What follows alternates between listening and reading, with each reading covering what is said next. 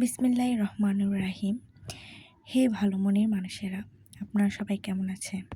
রোদ হয় বৃষ্টি হয়, খেকশিয়ালির বিয়ে হয়, এই কথাটি আমরা অনেক আগেই শুনেছি। তবে এই বৃষ্টির দিনে এক প্লেট গরম পাস্তা, তাও যদি আবার রেড স্পাইসি হয়, তাহলে কিন্তু আর অনেক ভালো হয়। আর এর সাথে যদি এক কাপ গরম চা হয়, তাহলে আরও বেশি ভালো হয়। কিন্তু দুর্ভাগ্যজনিতবশত আমার কপালে সেই চাটাই জুটল না, কারণ ওনারা এখন চায়ের ব্যবস্থা করতে পারছেন না। তবে কী করার, যাই হোক, পাস্তা তো হয়েছে, তাই আমি নিয়ে নিলাম এক প্লেট পাস্তা। তবে পাস্তা খাওয়ার পেছনে বা পাস্তা খেতে হলে আপনাদের কিন্তু চামচ দিয়ে পাস্তা খেতে গেলে অনেকেরই জামাতে, মুখে ভরে যায়। বিশেষ করে ছোট ছেলেমেয়েরা বাচ্চাদের সাথে যখন যান, তখন আসলে এই সমস্যাটা বেশি দেখা দেয়।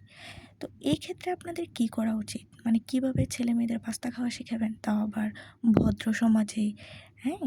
তো এইজন্য ওদেরকে ছোটোবেলা থেকে, কিংবা আপনারা যারা পারেন না, তো চামচ কাঁটা যে চামচটা আছে পাস্তা খাবার জন্য, সেই চামচটাকে আপনি আলতোভাবে নরমভাবে ধরবেন। আলতোভাবে নরমভাবে ধরলে, বেশি জোর দেওয়া যাবে না, ধরবেন এবং কাঁটা চামচগুলো দিয়ে হয় আপনি খাড়াভাবে সোজা করে এভাবে, এক কথায় মানে পাস্তার উপর আঘাত করবেন। যেমন আপনি ওটাকে বিদ্ধ করতেছেন, এভাবে মানে খুঁচিয়ে খুঁচিয়ে নিয়ে তারপর খেবেন। অথবা পাস্তার যেই গোলের ভিতরে যে ফাঁকাটা থাকে না, ওইটার ভিতর দিয়ে চামচের এই ফাঁক অংশগুলো ঢুকিয়ে দিবেন। ২-৩টা করে নিয়ে নিয়ে একটু একটু করে খেয়ে ফেলবেন। আসলে এটা নুডলসের মতো নয়, এটা আসলে এভাবেই খেতে হয়। আর নয়তো আপনার জামা কিংবা মুখে ভরতে পারে। আর পরে দেখা যাবে যে এটা আসলে অন্য কারোর সামনে খেতে গেলে আপনি লজ্জিত হবেন, ঠিক না? তো সেই ক্ষেত্রে আপনার খেয়াল রাখতে হবে। তো এদিকে আমি প্রথমে ভাবছিলাম মানে পাস্তাটা কীভাবে ওনারা আর কি মেক করছে। দেখলাম যে এখানে মাংসও দেওয়া হয়েছে এবং সবজিও দিছে। মোটামুটি আমি যদি এর একটা রিভিউ দেই, তাহলে বলবো যে ওয়াও! অসাধারণ একটা পাস্তা হয়েছে। আর এর দামও এখানে শুধুমাত্র ১৮০ টাকায়। আমি শুধুমাত্র দুপুরবেলায় ১৮০ টাকা দিয়ে এই পাস্তাটা খেয়েছি।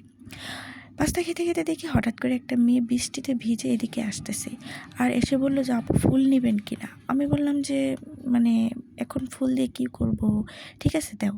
ওর চোখ মুখ দেখে একেবারে ভিজে মানে একাকার হয়ে গেছে। তখন আমি বললাম, ঠিক আছে দাও, ফুলের দাম কত? বলল যে ১৫০ টাকা। তখন আমি বললাম, ১০০ টাকা হলে দিবা? তখন সে বলল যে, ঠিক আছে। তো ও যেহেতু আমার কাছে ১৫০ টাকা চাইলো, তো আর ওটা তো ফুলের দামও মানে আর কি। তখন আমি ওকে আরও কিছু টাকা দিই খাওয়ার জন্য ও নেয়। আসলে ওদেরকে কিছু একটা করতে পারলে, ওদের জন্য কিছু একটা করতে পারলে হয়তো আমাদের সবারই ভালো লাগতো, কিন্তু আমরা তা পারি না। যেহেতু ফুল এখন নিছি, এখন এটা নিয়ে বাড়ি চলে আসতেছি, আর কি করার আছে।